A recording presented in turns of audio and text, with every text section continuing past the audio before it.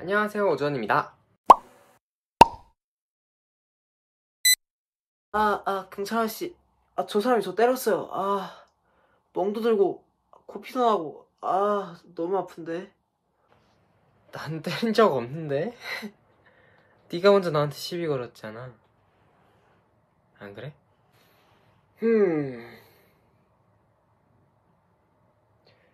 분명히 폭력을 행사했지만 저 친구가 저의 굉장한 절친입니다. 저 사람이 저런 행동을 할 사람이 아닌 걸 제가 잘 알기 때문에 이번 건은 여기서 그냥 마무리 짓도록 하죠. 경찰 아저씨. 저 사람이 저 때렸어요. 멍도 들고, 코피도 나고, 너무 아픈데.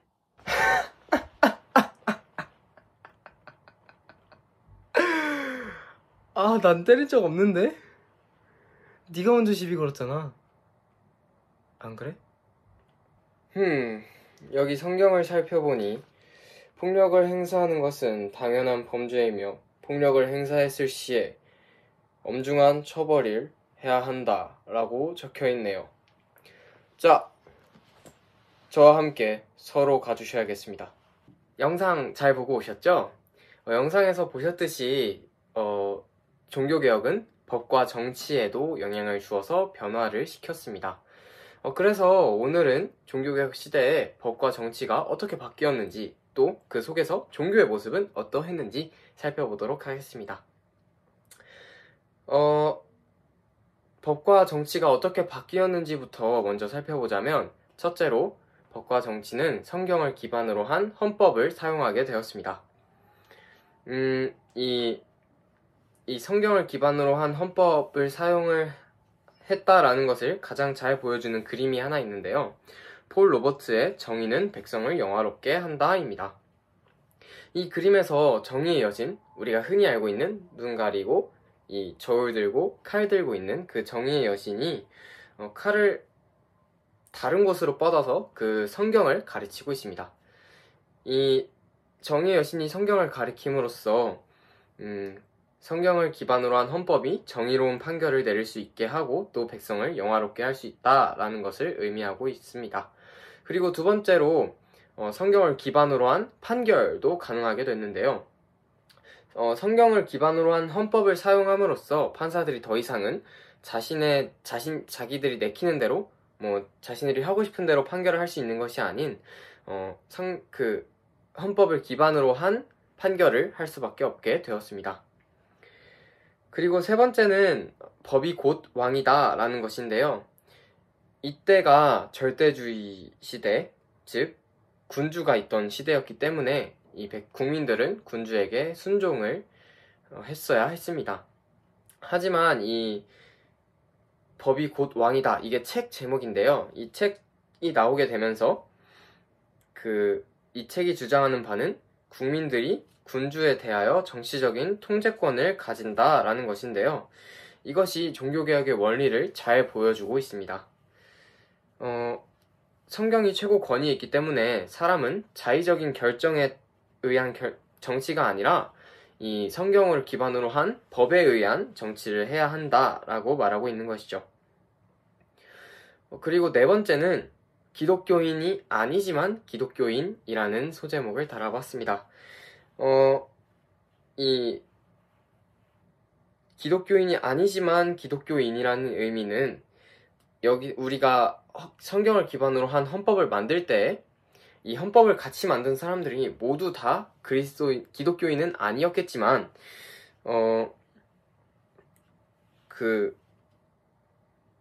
이들이 기독교인이 아니어도 사회에서 정치적 자유를 가지는 것이 가능하다라는 것입니다. 왜냐면 기독교인에 두 가지의 의미가 있는데 첫 번째 기독교인은 우리가 흔히 아는 기독교인이었고 그리고 두 번째 의미는 기독교인은 아니지만 기독교가 만들어낸 영역 안에서 살아가는 것이 가능하다라는 것입니다. 이 기독교가 만들어낸 영역, 즉, 이 성경을 기반으로 한 헌법이 존재하는 그 아래에 살고 있는 우리는, 일종의 기독교인이다 라고 부를 수 있는 것입니다. 그리고 이 종교개혁은 이 법과 정치에 있어서 견제와 균형의 역할을 하게 했습니다. 이 종교개혁은 다른 사상들을 견제하고 이들의 사상이 추구하는 것이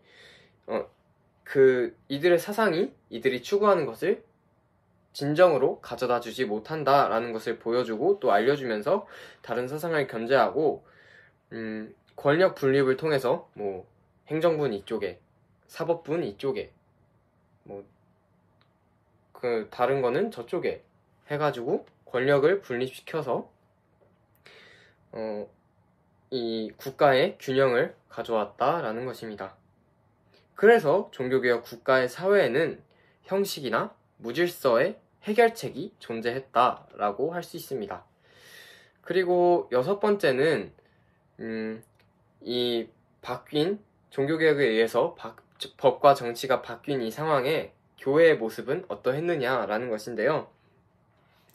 이 교회의 모습은 아주 당당하게 목소리를 높여서 자신들의 사상을 종교개혁 성경을 주장하고 또 성경을 널리 퍼뜨리기 위해서 헌법도 성경을 기반으로 해서 만들고 판결도 성경을 기반으로 해서 하고 하는 등의 적극적인 형태의 모습을 보여주었습니다.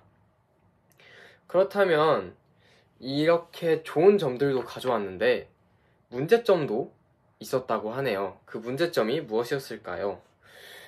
이 문제점을 알아보기 앞서서 우리는 먼저 하나를 짚고 넘어가야 합니다. 그 종교개혁 시대로 인해서 많은 것들이 좋은 방향으로 바뀌었죠. 우리가 앞에서 살펴보았듯이 좋은 방향으로 바뀌었지만 결코 완전, 즉 레벨 100, 만렙에 도달했다라는 것은 아닙니다.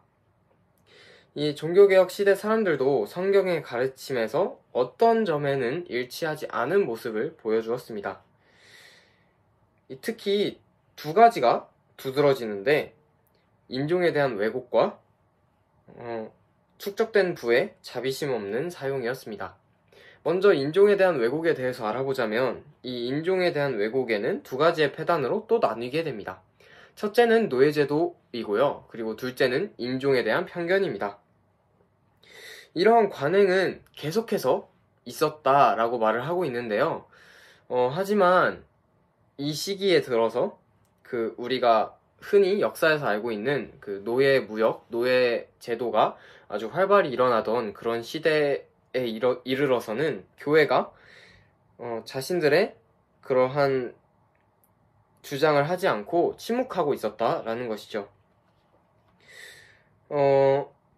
이 노예에 대한 편견과 노예에 대한 주장들은 이 성경의 원리에서 벗어나지가 오래였지만 교회는 침묵하고 있었습니다. 이들이 가장 효과적으로 이 잘못을 인정하는 방법은 이 인종에 대한 왜곡된 견해와 노예제도에 대한 문제에 대해서 성경을 따르기 위해 애쓰는 모습을 보여주는 것밖엔 이제 없을 것 같습니다. 왜냐? 이미 너무 많이 신뢰를 잃었기 때문이다 라고 할 수도 있을 것 같네요. 그리고 두 번째 문제점은 축적된 부의 자비 없는 사용이었습니다. 이 산업화로 인해서 굉장히 많은 부가 축적이 되었습니다. 이 산업화로 인해서 기술과 발전이 아주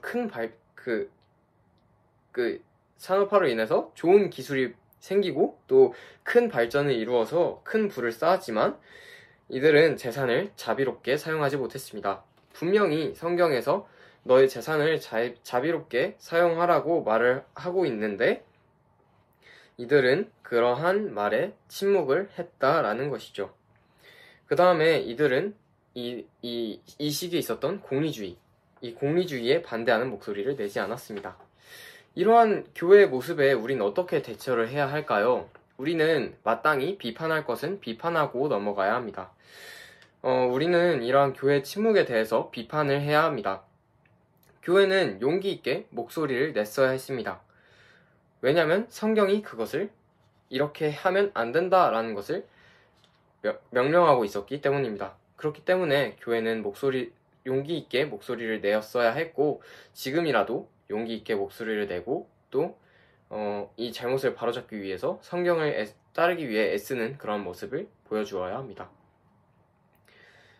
이 사회 문제를 균형 있게 다루기 위해서는 비기독교적인 영향이 문화에 많이 작용하고 있다는 것을 우리가 인지하고 있어야 합니다.